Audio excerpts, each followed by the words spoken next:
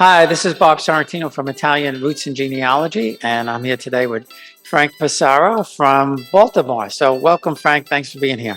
It's good being here, Bob. Thank you for having me. So I usually start with asking people about their history a little bit, but in your case, I think I'm going to start with you. That you told me a few minutes ago that you go back and forth to Italy on a regular basis, yeah? Yes, as a matter of fact, I'm a primary residence in Narni in the province of Terni in Umbria.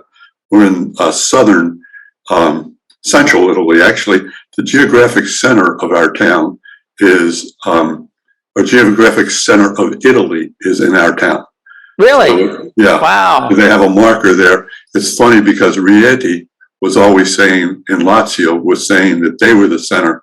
One of my uncles went to the National Military Group and had them do a survey, and they found out that it was only a few miles from Narni. So you can get to everywhere from us or to us from everywhere.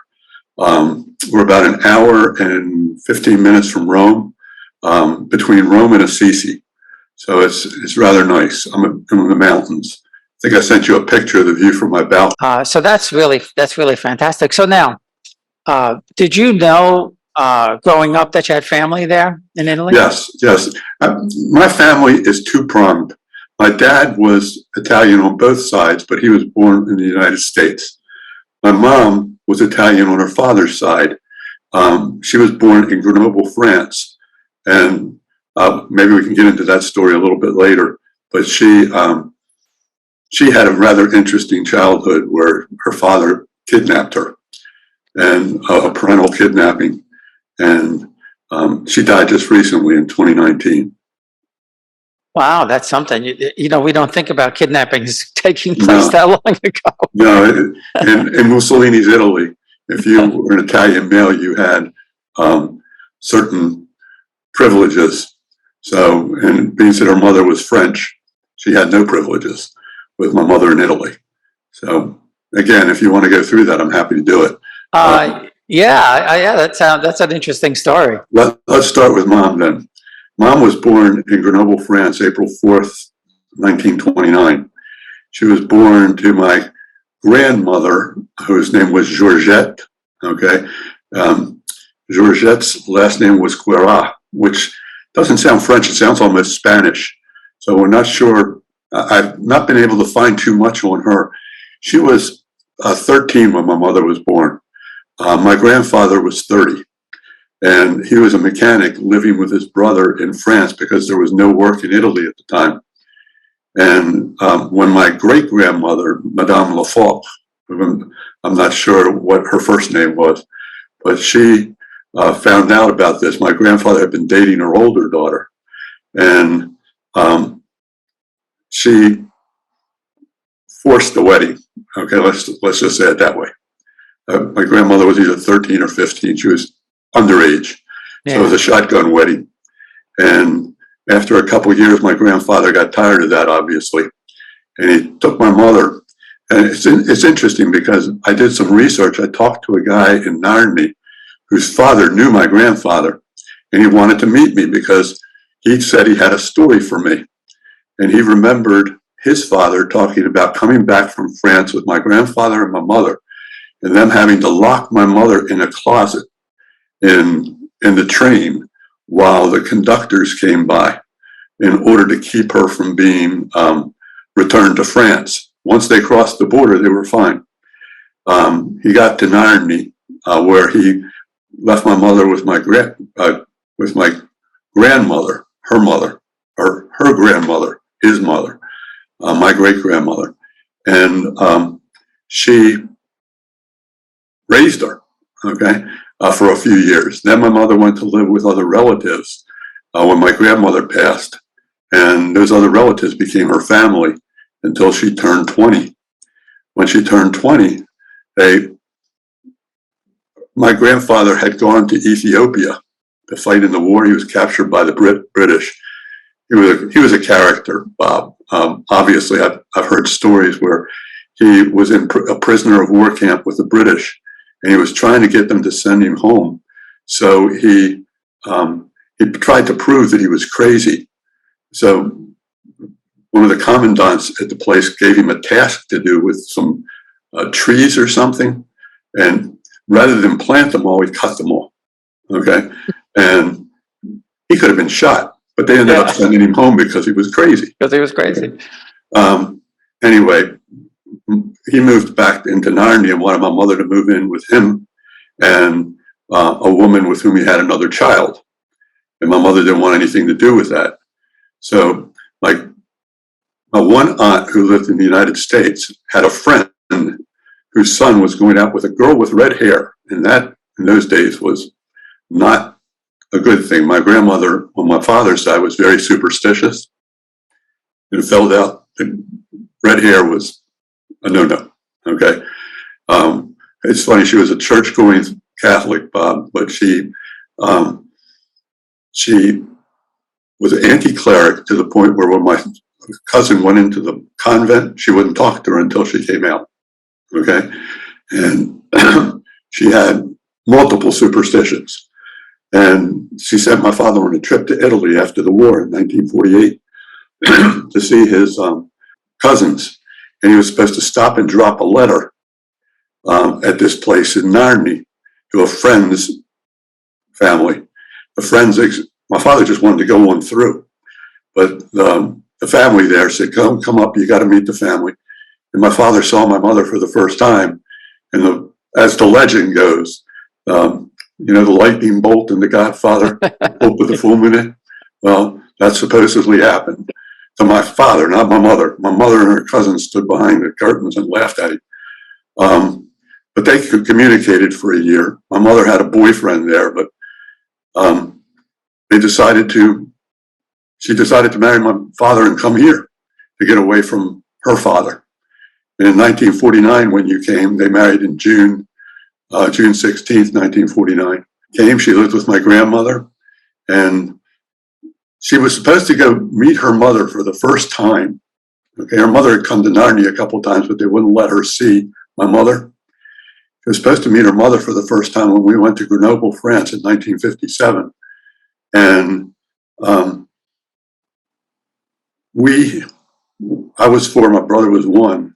We went to Europe to see my grandmother before she died. We went in June. She died in April. I'm sorry, she died in May. Wow. So we never really got to meet her. But we've always said that story is something for a romantic novel, or at least a tragic novel. My mother always wanted it written. I wanted to be able to do that. I've been looking for a ghostwriter, but they tend to cost a little bit much. So I might do some stuff on digital things like StoryCorps and other places to be able to save this story. Yeah, that's really something. I mean, 13, even 15. That's there was a big difference, and it was 30 no less. We're not talking 18 or 19. We're talking 30. Right. He could have gone to jail. Okay. Yeah, of course, yeah. And if he was living today, he would be in jail. But he was a gambler. He gambled away most of my mother's inheritance. There were only a couple of stores that she kept because her family was pretty well to do in Italy. In the United States, we were middle class 1950s kids growing up with a father who worked in a shipyard and a mother who stayed at home. She went to work when we were going to high school because I went to a place called Calvert Hall here in Baltimore, which is a private boys' high school.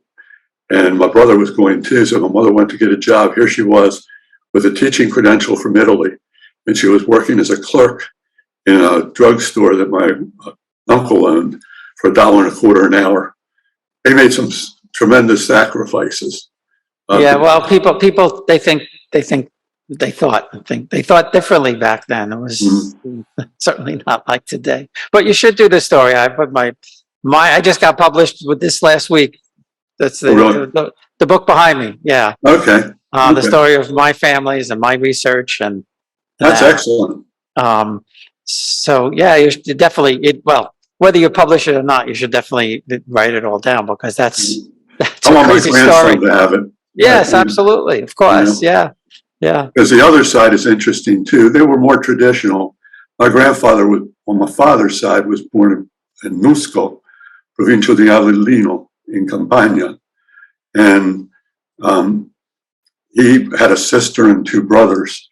And they, back in 1999, I think it was, when the Ellis Island site first opened. I don't know if you even tried, but back in those days, you got on the computer and you waited and you waited and you waited until something came up. And the first thing that popped up was my grandfather's family when I put in Passaro. And they had immigrated here through Bermuda. And I'm still trying to figure out why. They said that they were in pretty bad shape in 1906 in Italy, and they were coming here. One of my cousins over there told me a story of how his grandfather supposedly was gypped, or great grandfather was gypped by a landed person, and the property was stolen from him, more or less.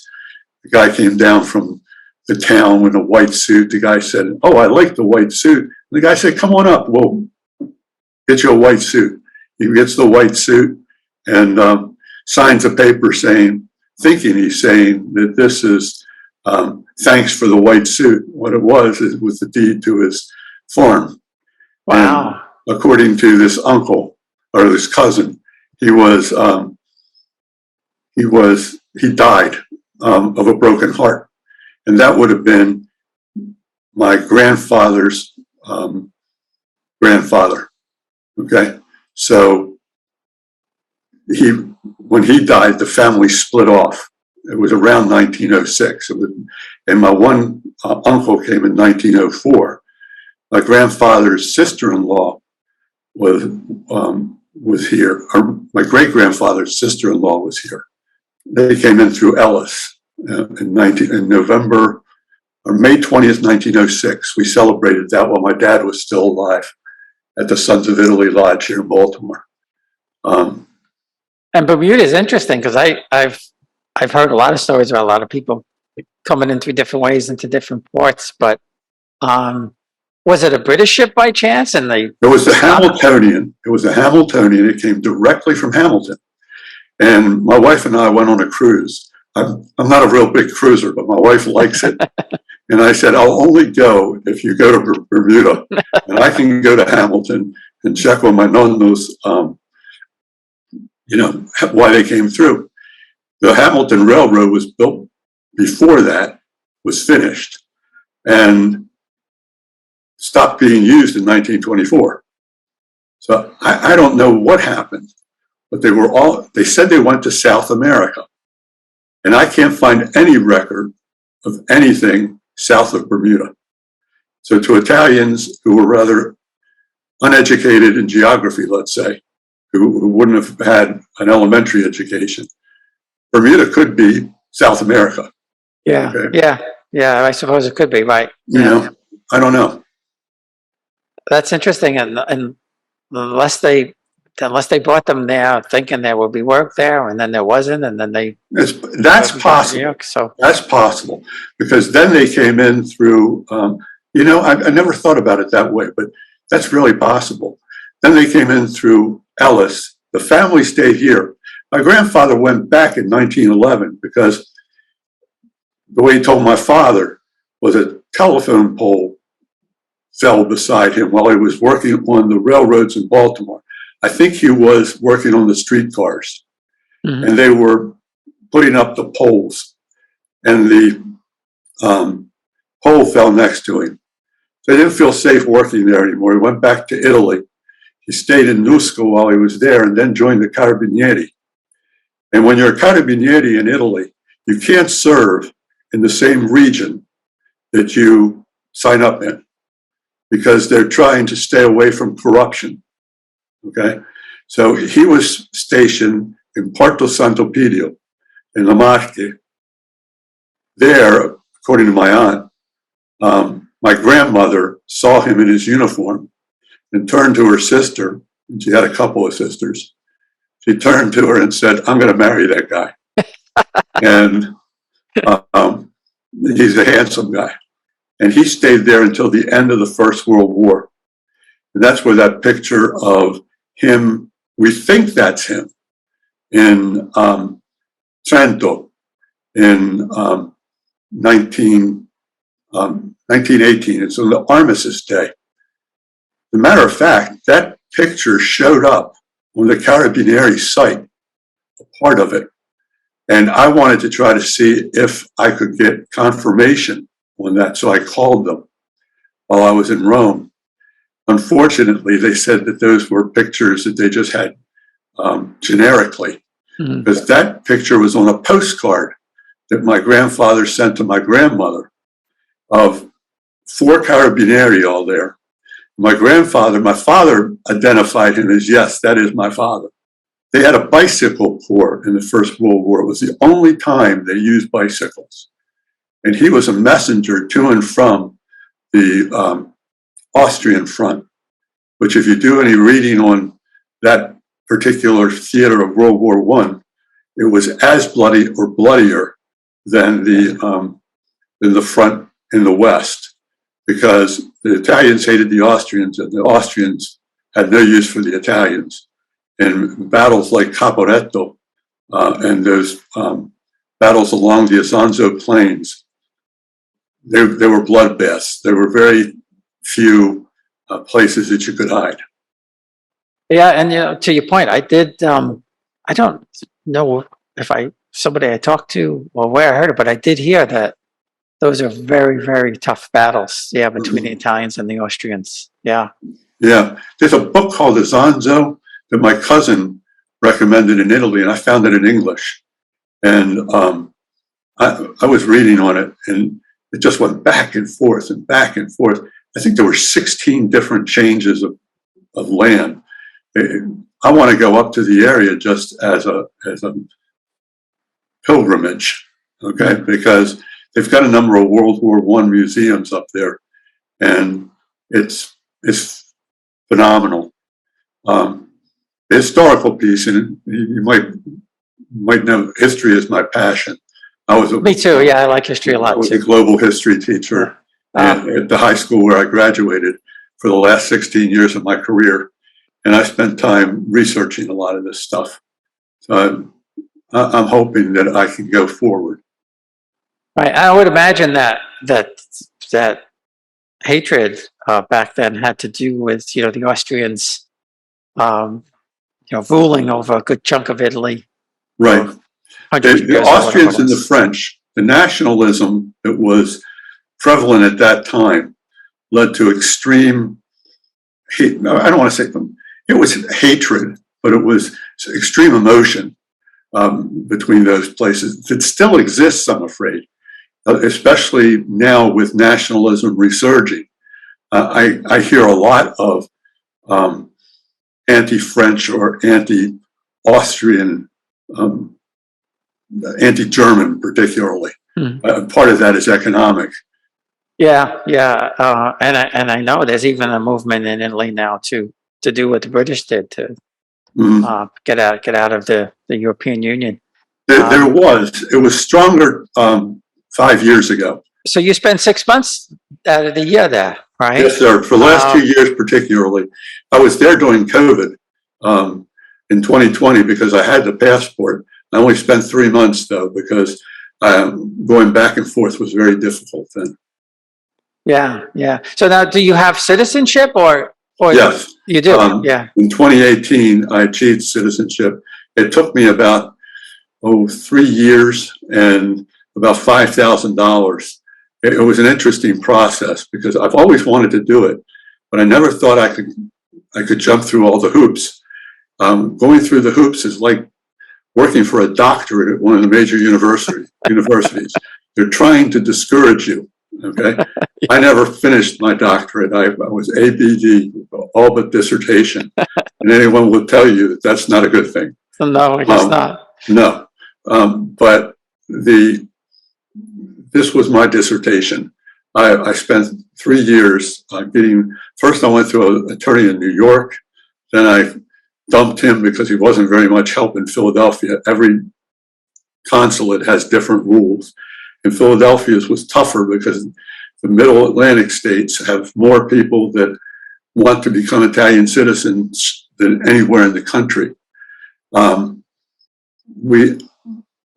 I found out, I went in thinking that I had all the documentation, and the consul person, the person at the consulate basically said, no, you need this. It's got to be documented, translated. I had to go to the Secretary of State for the state of Maryland for a lot of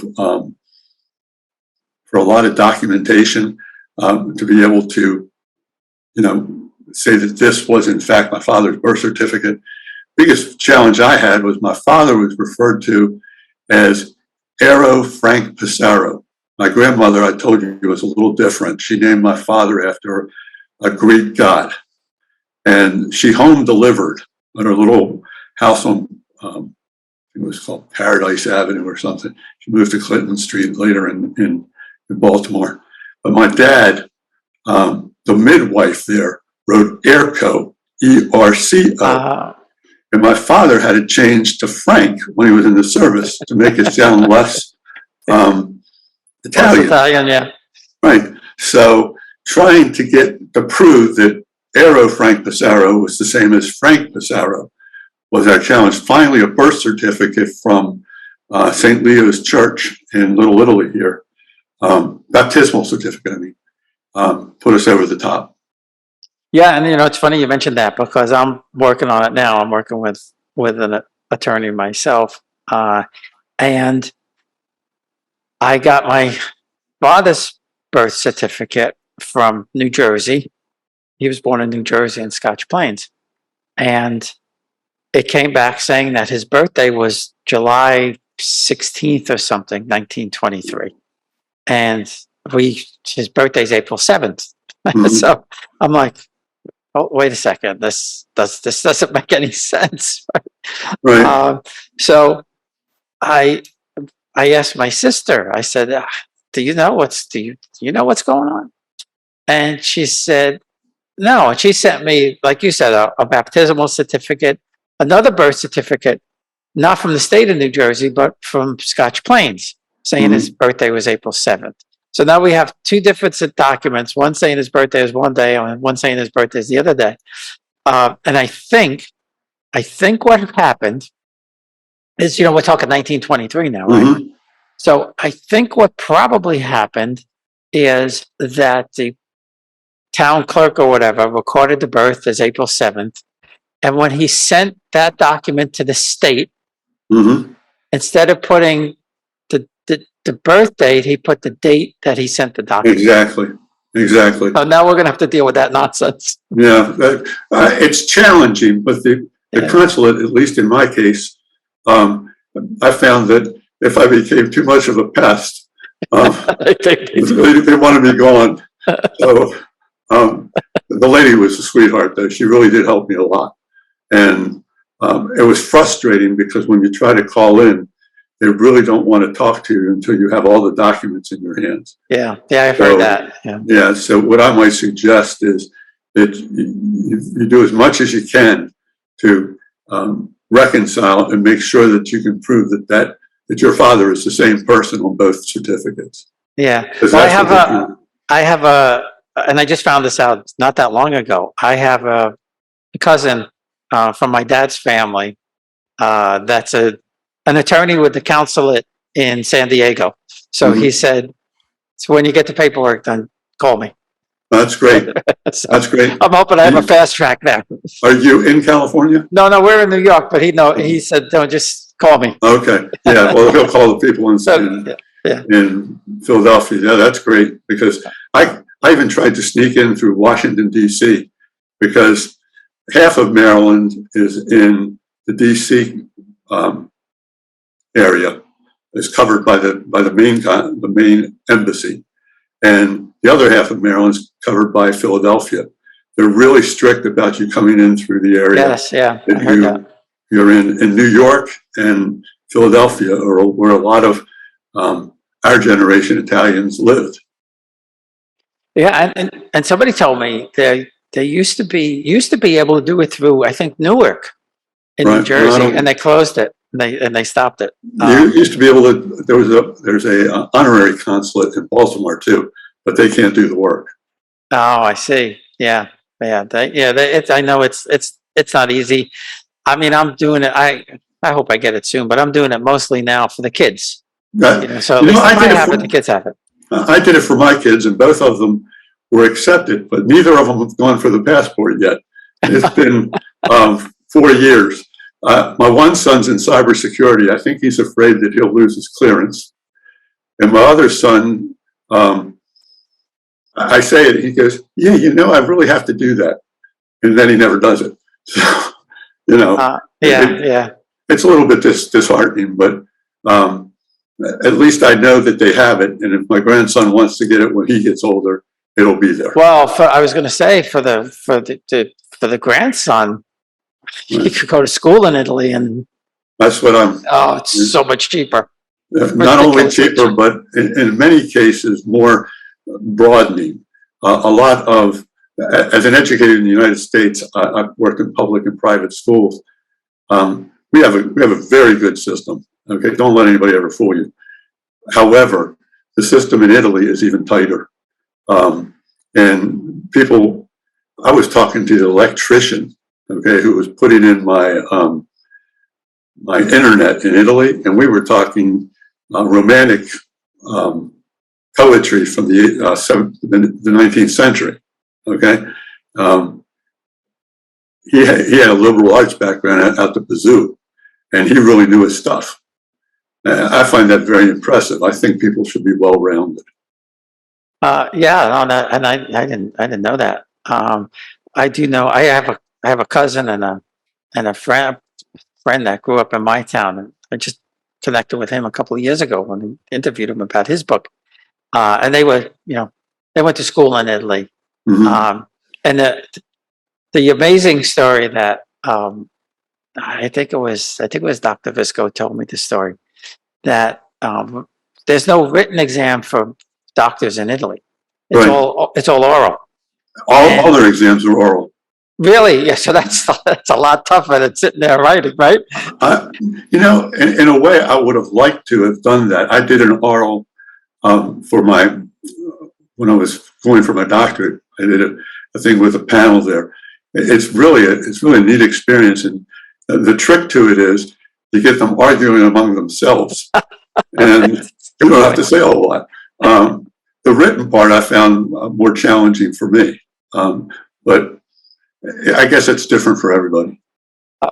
And the interesting thing, it may have been Gene. I don't remember which one told me, but he said he was taking the test, and he said, with the doctors,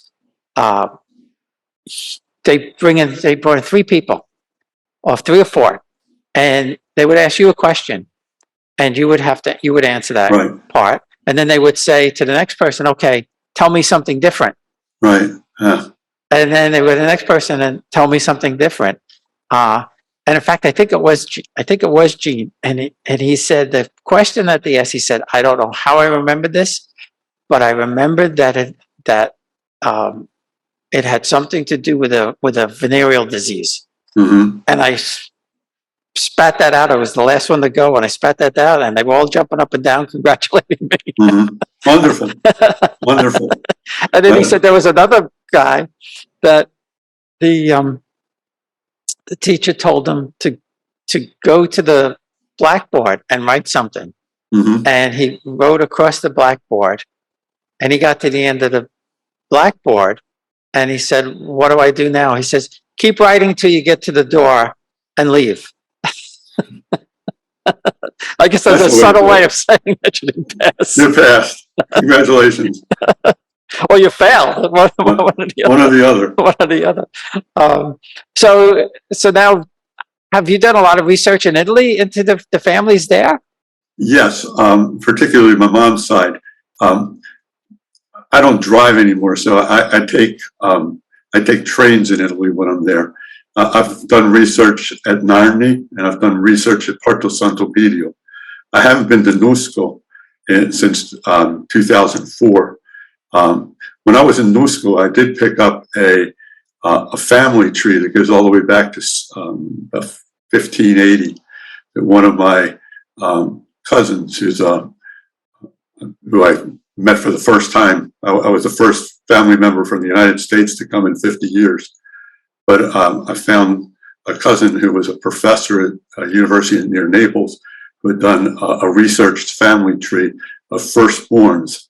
So I do have that for my grandson and for my older son. So I was really happy about that. In Narni, my grandfather was a personaggio. He was a character. He opened the first open air theater, okay, or drive-in, as you would call it. Yeah, right. It was actually a sit-in because they had seats, but it was all outside. And there were two of them in Narni at the time. And the one guy was advertising for his place, which was in the center of town. It was very considered the best place. And he said, "We've got the best films from all over Europe." My grandfather put signs outside his place. "I've got the worst films from all over Europe. And you don't want to come here." So, like I said, he was character, but he was. I tell you what, he was a very smart man, and this is what gets me.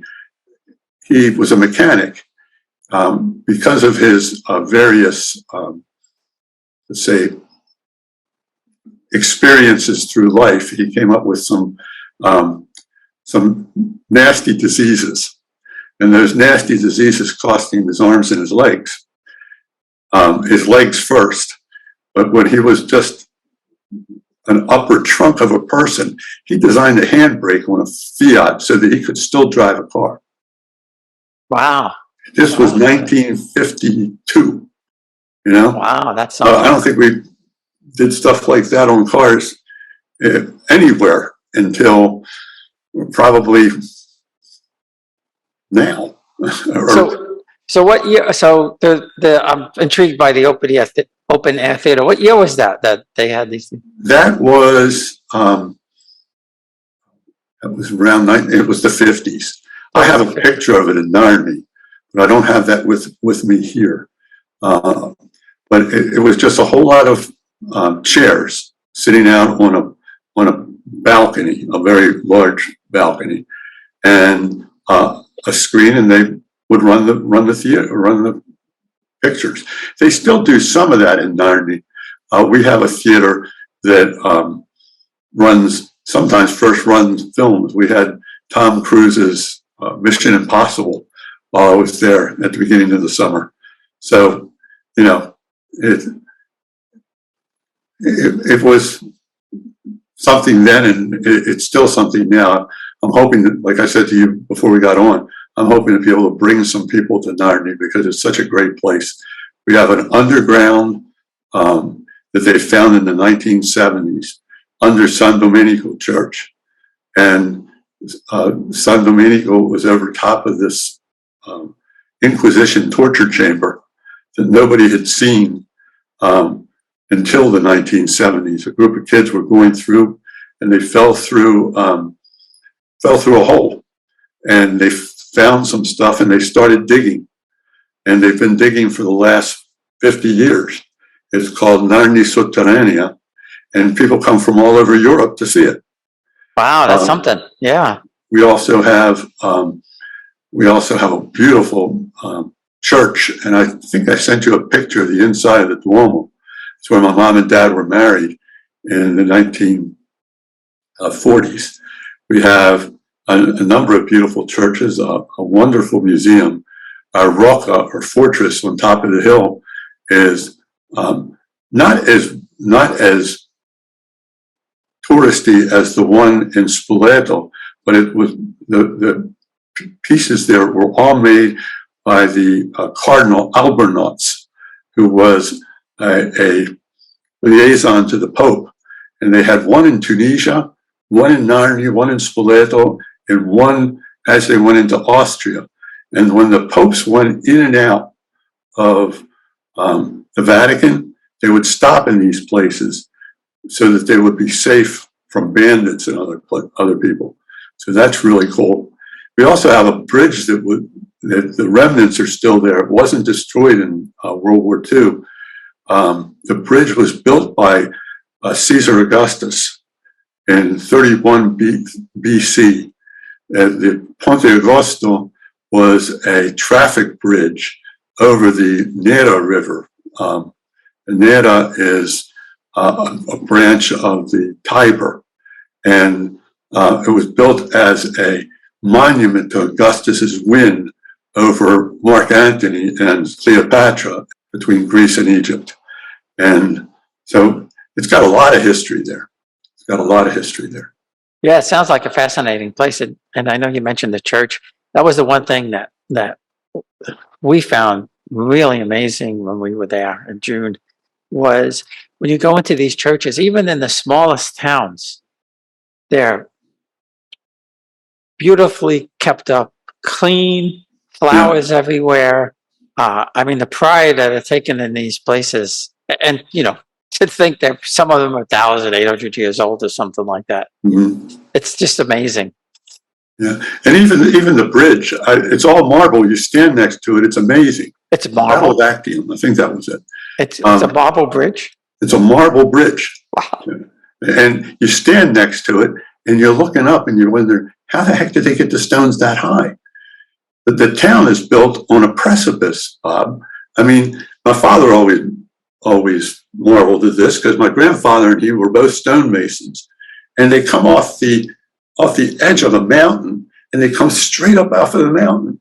The middle school is right over top of that, and so is the museum. And across the way, they found ancient woolly mammoth tusks, okay, in the mountain, okay? So there were animals there before people, obviously, okay? And the people moved in, hunted these animals to extinction, and then formed new societies on top of them. It's a whole different world. The United States has a lot of really good things going for it in terms of natural resources, in terms of things that you can see, but in terms of antiquity, you got to remember what is now the United States is only 200 years old. Right. What was here before them were great civilizations, but they were mostly destroyed by conquest. There's very little antiquity here, and you can see a great deal in Italy and in most of Europe, all of China, India. Okay, and I'd like to use this in my last years now before the good Lord comes and takes me away, to see some of these wonders of humanity. Yeah, I know exactly. I know exactly how you feel. We lived in England for 2 years in the 90s. Yeah, we lived in Bournemouth. It's about 90 miles south of London.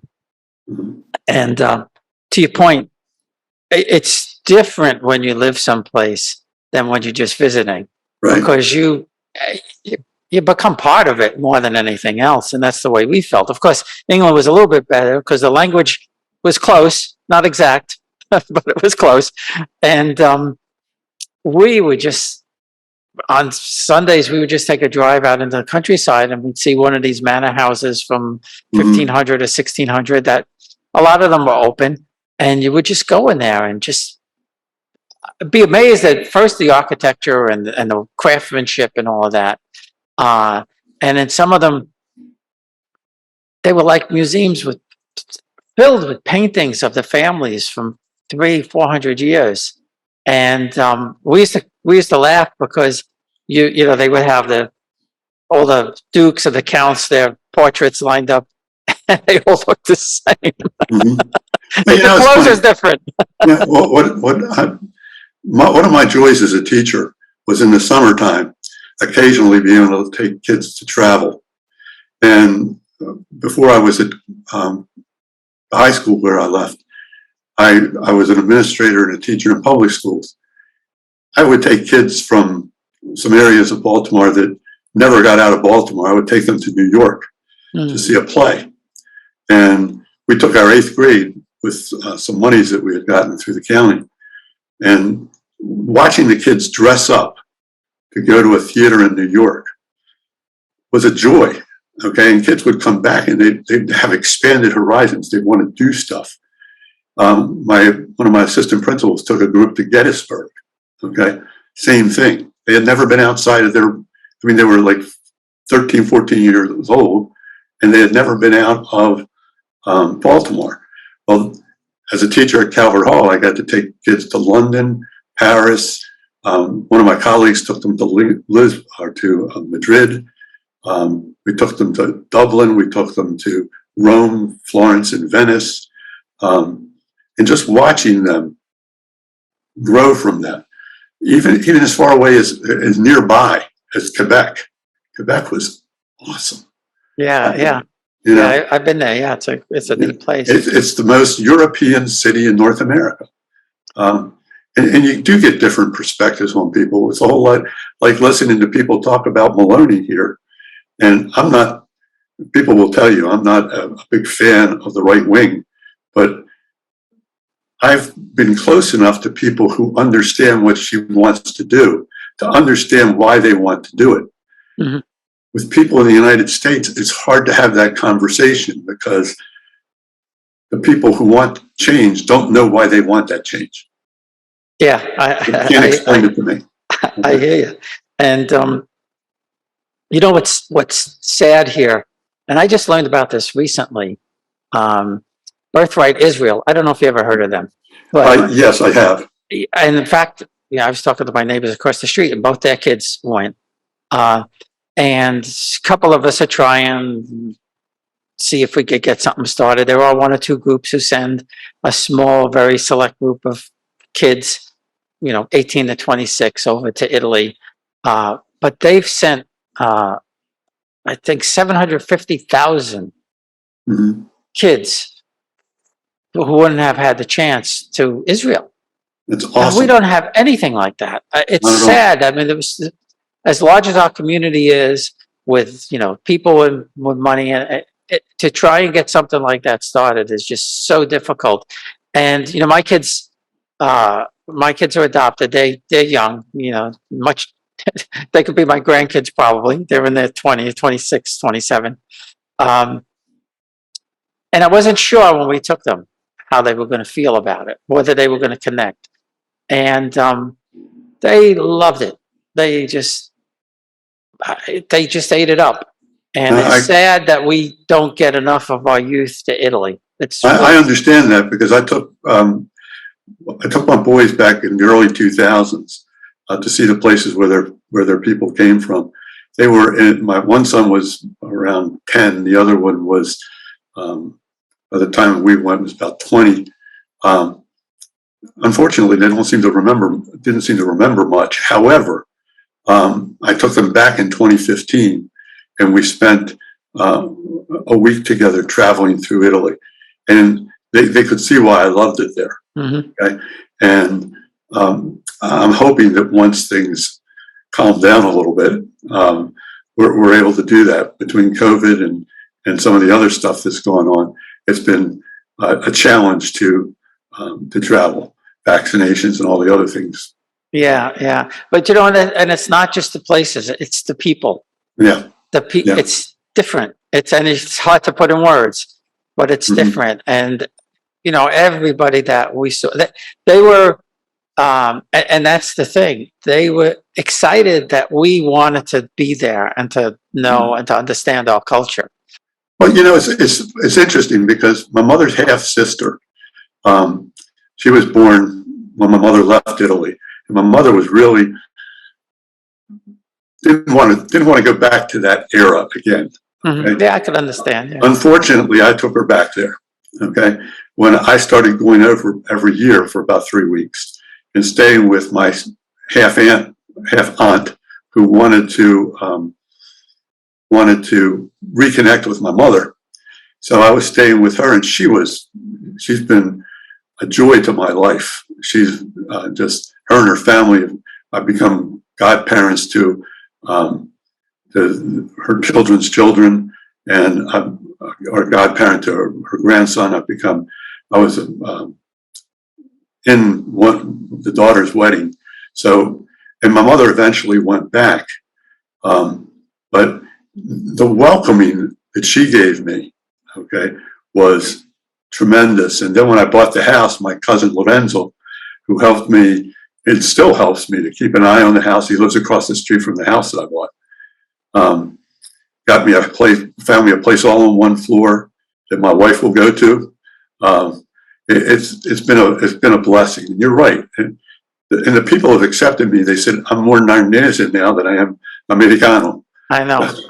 And though I am both, and I can tell both, I think part of my heart is really there. And when we were in Montebello, I think it was Vincenzo. I think that's who it was. He gave me a cup of dirt, and he said, "You take this home." And it's sitting up there on the shelf, right, in a nice little glass jar. But that's how much it means to them. But that's why I said it's sad that with all the people here in Hollywood and sport and all of this stuff that pat themselves on the back all the time, that they haven't come up with a program, or we as a community haven't come up with a program to send kids that would never have the opportunity to go. If it's different with us, if you have the money and you could do it, right. But a lot of people can't. And especially young families, you really need to get there when you're in your 40s.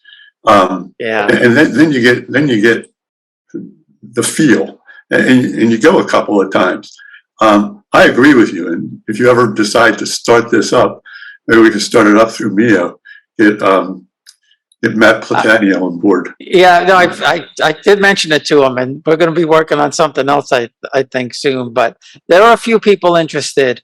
The problem is that the big groups, really big groups, don't seem to want to help the little groups. But we'll overcome it. I understand. And that's the difference I find between an American mentality and an Italian mentality. Americans are very individualistic, and Italian Americans tend to be very individualistic. I've worked hard for what I've got, okay? And I want to hold on to that for myself and my kids. And I understand that point of view. I don't necessarily agree with it all the time. On the other hand, in Italy, what I find is it's more community-based. They really want, not only for themselves and their kids, but for their community, their small region. And perhaps that's a feature of the U.S. that came out of the largeness of the United States, where Italy is much smaller and more compact.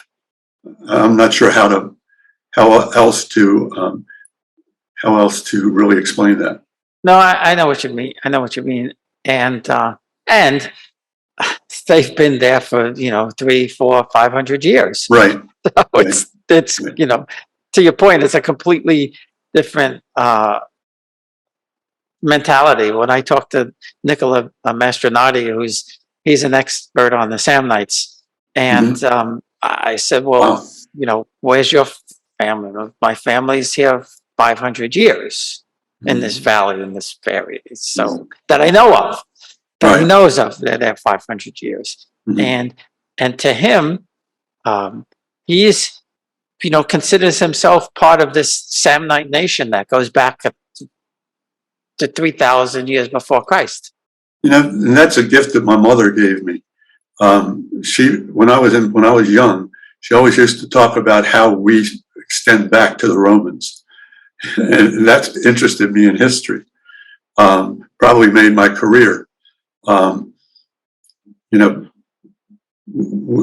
right. There is a connection there, and I never wanted to lose my Italianness. Okay, I have relatives who, when I talk about stuff like this, why are you so interested in that? We're American now.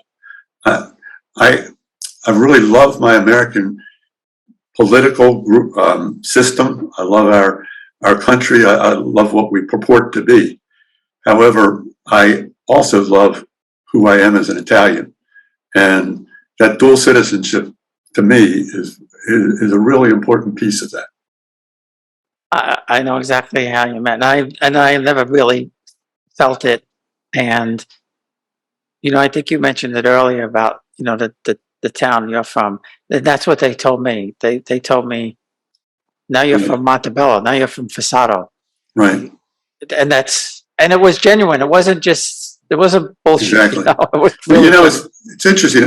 My neighbors over there, we stay in touch even in the wintertime. One of them is with the city councilman there.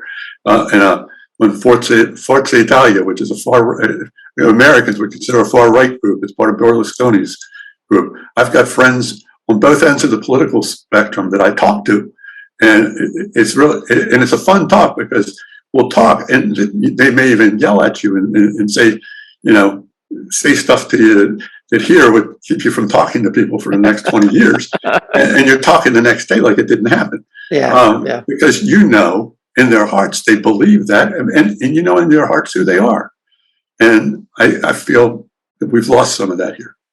I was just going to say that I think we lost a lot of that. Sadly, we did lose a lot of that.